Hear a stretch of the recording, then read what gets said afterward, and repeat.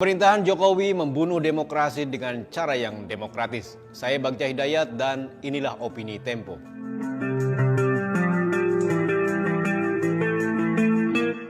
Tahun 2023 menjadi annus horribilis, istilah bahasa Latin untuk menyebut tahun mengerikan dalam sejarah politik Indonesia setelah reformasi.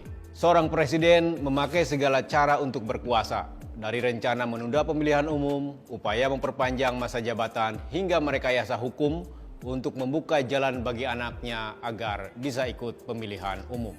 Hasrat berkuasa itu ditopang oleh para hakim dan politikus oportunis yang hanya mengejar kuasa. Sebagaimana terlihat dari Kaleidoskop edisi khusus akhir tahun ini, peristiwa-peristiwa pada 2023 menunjukkan ancaman nyata terhadap demokrasi. Otoritarianisme datang kembali dengan bungkus demokrasi dan dilegitimasi oleh suara mayoritas. Otoritarianisme elektoral dalam pengertian Andreas Kedler, ahli politik Central European University, itulah yang hari-hari ini sedang terjadi di Indonesia. Pemilu dan partai-partai menjadi syarat prosedural demokrasi belaka. Pemilu tidak menjadi mekanisme untuk menyaring pemimpin dan membatasi kekuasaan. Autokrasi jenis baru ini menghilangkan elemen penting konstitusionalisme demokratik, yaitu supremasi hukum, akuntabilitas politik, integritas birokrasi, dan musyawarah publik.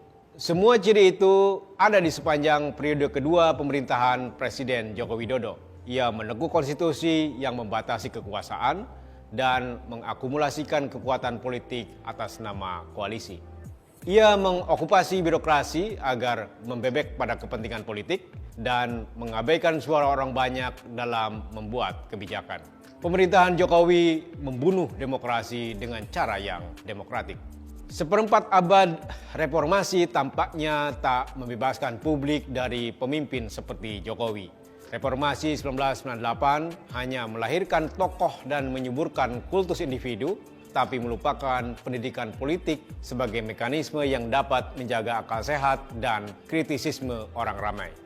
Otoritarianisme elektoral disokong pula oleh populisme politik. Masyarakat dibuai untuk tidak mengatakan dimanipulasi oleh pencitraan dan kebijakan sesaat seperti bagi-bagi sembako. Di tengah kesulitan ekonomi dan menyempitnya ruang masyarakat sipil, publik dipaksa bersikap pragmatis dan menerima pemimpin yang populis.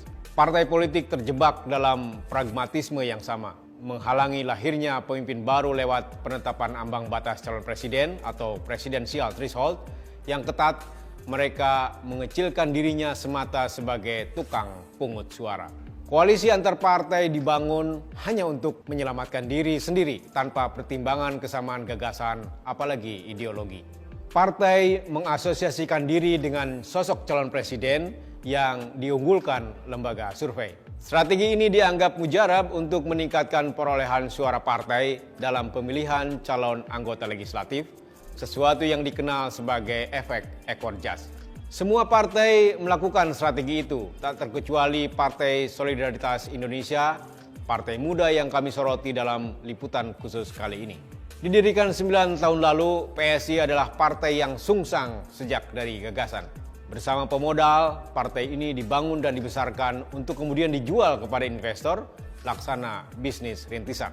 Meski menyematkan nama Solidaritas dan logo mawar merah, lambang solidaritas buruh di Amerika Serikat pada 1886 dan sosialisme demokrat di Eropa, PSI tak punya gagasan selain bagaimana meningkatkan valuasi partai agar meningkatkan keuntungan bagi investor awal. Tak mengherankan jika PSI yang dulu menolak politik dinasti kini bersekutu dengan Jokowi.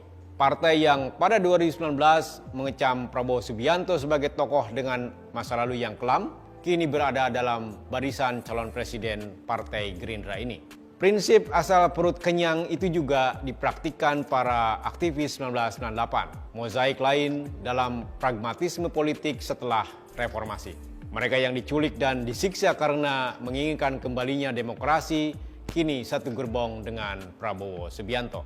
Maka siapapun pemenang pemilu 2024, para kera demokrasi akan tanpa malu berlompatan dari satu pohon kekuasaan ke pohon kekuasaan lain.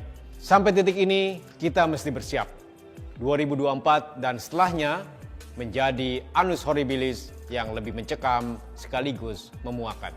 Simak opini dan liputan selengkapnya hanya di majalah.tempo.co.